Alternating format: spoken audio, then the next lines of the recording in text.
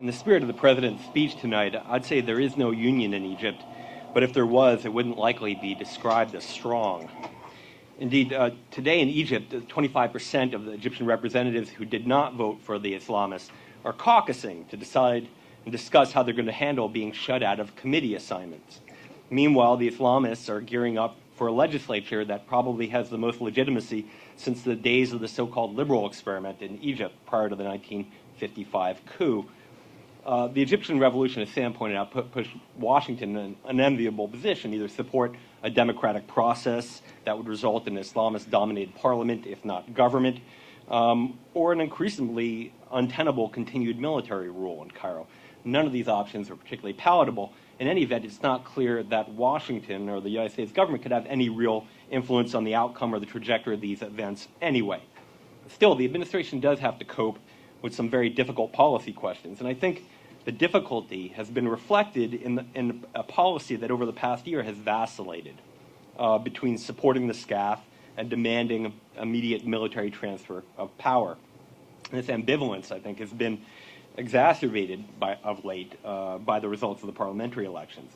It's worth, I think, going for a minute looking at the trajectory of the policy. Early on in February 2011, after Mubarak stepped down, you had President Obama praising the SCAF. He said the military has served patriotically and responsibly as a caretaker to the state and will now have to ensure a transition that's credible in the eyes of the Egyptian people, protecting the rights of citizens, etc. So the administration is lauding the SCAF for its performance, and it's optimistic, apparently, about the future for Egyptian democracy. Around the time of the constitutional referendum in March, you had National Security Advisor Tom Donilon also talk positively about his discussions with Tantawi. He said, I spent time discussing a number of steps that the Supreme Council of the Armed Forces had taken, including continuing to allow Egyptians freedom of expression, freedom of assembly, putting in place a process for constitutional amendments to be voted on, and pursuing reforms responsive to the aspirations of the Egyptian people. And this is in March. So as of March, according to Donilon, the SCAF was responsive to the aspirations of the Egyptian people. But the administration's tone changes in the summer after the series of April and May Fridays of anger. Consider what Ambassador-designate Ann Patterson said in June. She says, we welcome the commitment of the interim government to repeal the emergency law. We are concerned, and I quote, about arbitrary arrests, overly rapid and non-transparent trials, and attacks on religious groups, primarily but not exclusively Christians. Some particularly disgusting abuses against women demonstrators have taken place, and we have called on the authorities to prosecute those who have committed them by discussing abuses. I think she was referring to a reference to the virginity tests. The SCAF obviously wasn't pleased about this reprimand from Washington. Weeks later in July, Egyptian courts ordered Garden City open to automobile traffic, something that hadn't, there were no cars in Garden City where the U.S. Embassy is for decades. It was never implemented. Also that September, a SCAF-appointed government announced the end of airport-issued visas to Americans and Westerners, another ill-advised policy that was never implemented. But I think it was a shot across the bow. By the fall, the administration, again, is somewhat upbeat. During her September 28th meeting with Foreign Minister of Egypt, Mohammed Kamal Amr, Secretary of State Clinton says that she'd like to recognize the work of the Supreme Council of the Armed Forces, which has been an institution of stability and continuity.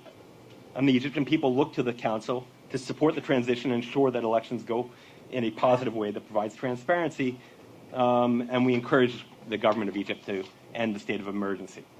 Just weeks later, though, you had the Maspero Incident, where 27 Egyptians, Christians, were killed by the military, which was, by the way, absolved subsequently of responsibility by a military-appointed Human Rights Commission.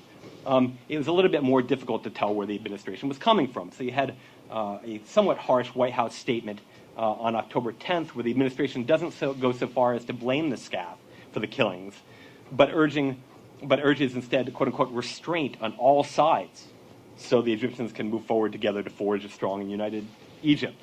Restraint on the part of those who kill, and restraint on the part of those who are killed. The United States continues to believe the rights of minorities, including Copts, must be respected, etc. Then in November, as violence spiked in Egypt, the administration demonstrates exceeding frustration with the SCAF. with the parliamentary elections in the balance. It looked for a brief while that parliamentary elections may not go forward. Washington looks like it reaches a tipping point. So you have on November 22nd, White House spokesman Jay Carney says, we're deeply concerned about the violence. The violence is deplorable. We call on all sides, once again, to exercise restraint. Then on the 25th, he says, in Egypt, over the past several days, we've seen protesters demand the realization of principles. We urge Egyptian authorities to implement an independent investigation into the circumstances of the deaths in Maspero. And then you have, on 25th, right, just a few days after Maspero, you have the White House, after the violence, you have the White House say now that it strongly believes that a new Egyptian government must be empowered with real authority immediately, right? So to making the shift here. We believe that the transition must continue. We believe that full transfer of power to civilian government must take place in a just, inclusive manner that responds to the legitimate aspirations of the Egyptian people as soon as possible. And then you have, of course, Secretary of State Clinton condemning the beating of women in Tahrir, the famous photo of the woman being dragged by the soldiers, being stepped on. The systematic degradation of Egyptian women dishonors the revolution, disgraces the state of the uniform, and is not worthy of the great Egyptian people. Just days later, you have, on January 5th, after the SCAF shuts down 17 NGOs, including IRI and NDI, you have Assistant Secretary of State Feltman in Cairo, who says that this NGO crisis will not damage U.S.-Egyptian bilateral relations. So where are we? We're condemning the SCAF. We're saying it's not going to hurt. And no doubt tomorrow, the administration will praise the SCAF should it lift the emergency law, as the Freedom and Justice Party website is reporting today. So there's been a lot of upside and downs. I'm sorry for going through the whole thing, but it really appears that Washington's tolerance for the SCAF's attempt to control the trajectory of the ground rules during this transitional period is waning. At the same time, they've been incredibly, I think, consistent in their dealings with the Muslim Brotherhood and the Islamists in Egypt. This is in contrast to the SCAF. It's been a lot more constant and predictable. Never mind, I think you can go over briefly, but the February 10th statement by National Intelligence Director James Clapper, where he called the Muslim Brotherhood largely secular organization. That was quickly rolled back. But what he also said in this statement, which was, I think, remarkable, he says that there are chapters and franchises of the Muslim Brotherhood, but Clapper says there is no overarching agenda for these chapters of the Muslim Brotherhood, particularly in pursuit of violence, at least internationally. This statement was clarified, as I said, where they said that that he was wrong about the secular, and he didn't really mean that. But they didn't deny this whole thing about the Muslim Brotherhood not having an overarching agenda. And I think this point actually points to a fundamental problem of analytical judgment in the intelligence community. We've heard since about the Nahda party talking about the caliphate, the establishment of a caliphate. We've heard the Muslim Brotherhood, Mohammed Badia, talk about the establishment of a caliphate. And on January 12th, this was remarkable, actually, you saw Abdul Majid Thunaybat, the former head of the Muslim Brotherhood in Jordan. He conceded that he resigned from the upper house of the Senate in Jordan because the Muslim Brotherhood in Egypt told him to do so. Right? So there's no overarching agenda. Well, given the realities in Egypt, I think it's clear that we have to be talking to the Muslim Brotherhood, and we have to be talking to the Freedom and Justice Party. We've been doing this for years anyway, talking to Muslim Brotherhood legislature. In July, I think Assistant Secretary Jeffrey Feltman actually spelled out most of what is a reasonable formula for engagement with the Muslim Brotherhood. He says the United States government is ready to cooperate with the MB so long as it respects the rule of democracy, minorities' rights and human rights, etc. And since then, the administration has initiated a senior-level dialogue with the MB and the Freedom and Justice Party. You had NSC Egypt Director Prem Kumar meet with Muslim Brotherhood officials. Assistant Secretary Feltman met with Issam Al-Arian. And earlier this month, Undersecretary of State Bill Burns met with the Freedom and Justice Party. Now, it's interesting, in the readout of this meeting, a statement by Victoria Nuland, she said that we discussed, that Bill Burns discussed, quote unquote, support for Egypt's democratic political transition, including an active and independent civil society and the current economic challenges facing Egypt.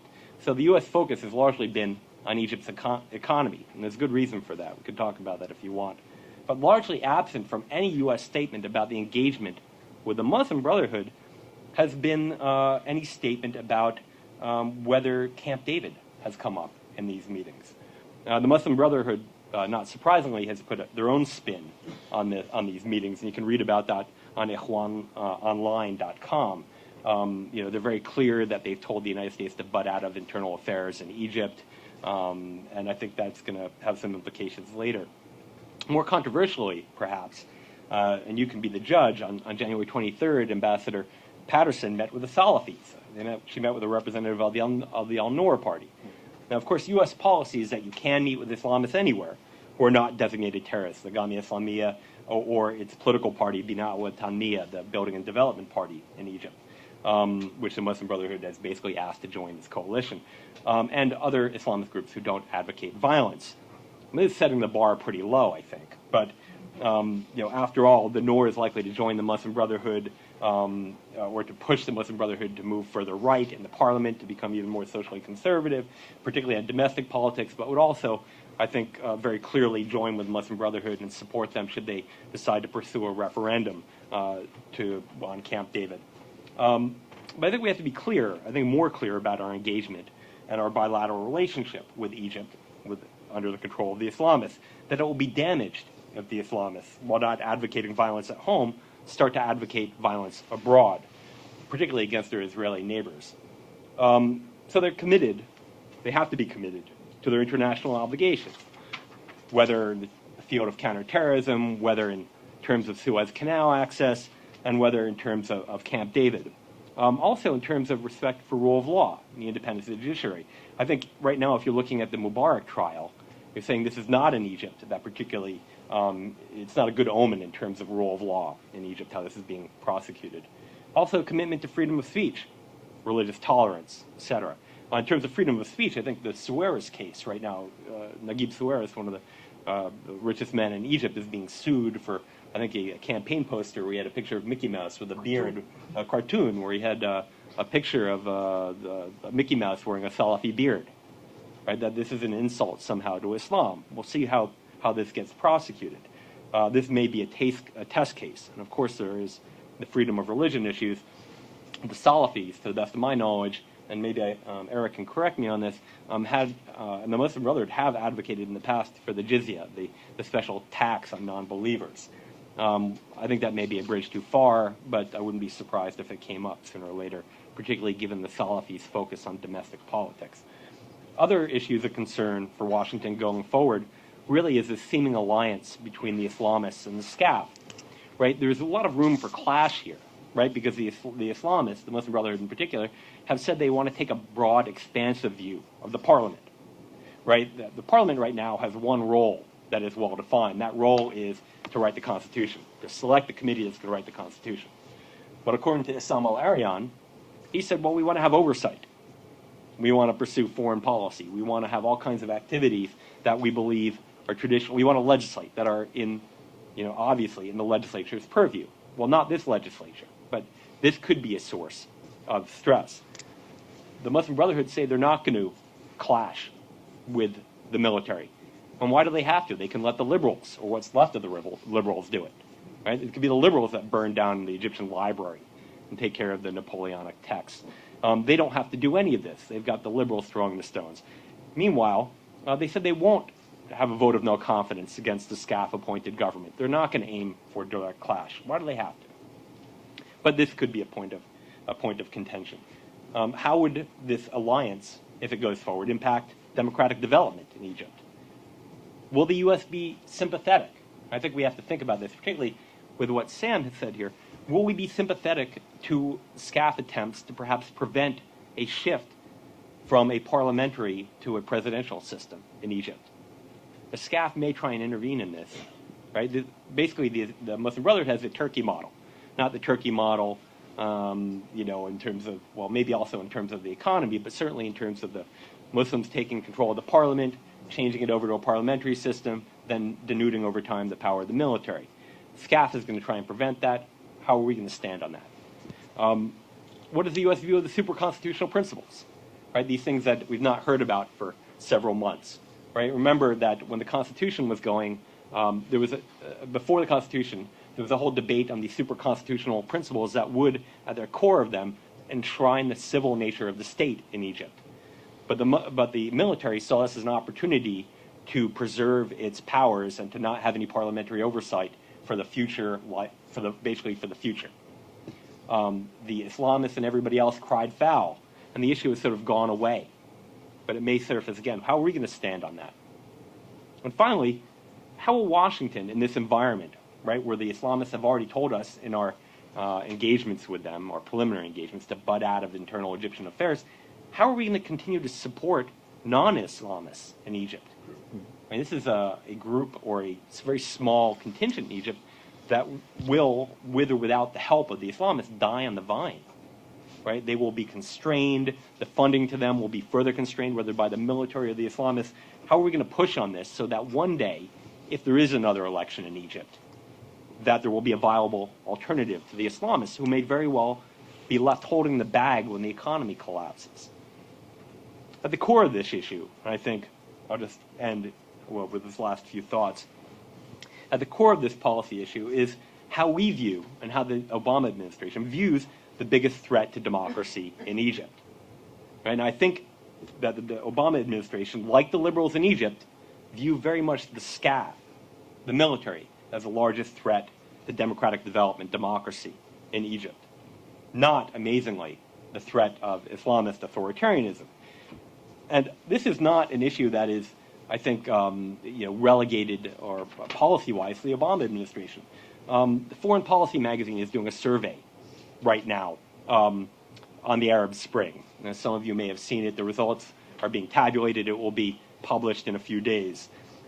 They ask, as one of their questions, what is the greatest threat to Arab democracy? A, Arab dictators. B, political fragmentation and immaturity. C, the United States. D, the Gulf counter-revolution. Or E, other. Is anything missing there? Islamism, Islamic authoritarianism, right? It's not even including this Foreign Policy magazine.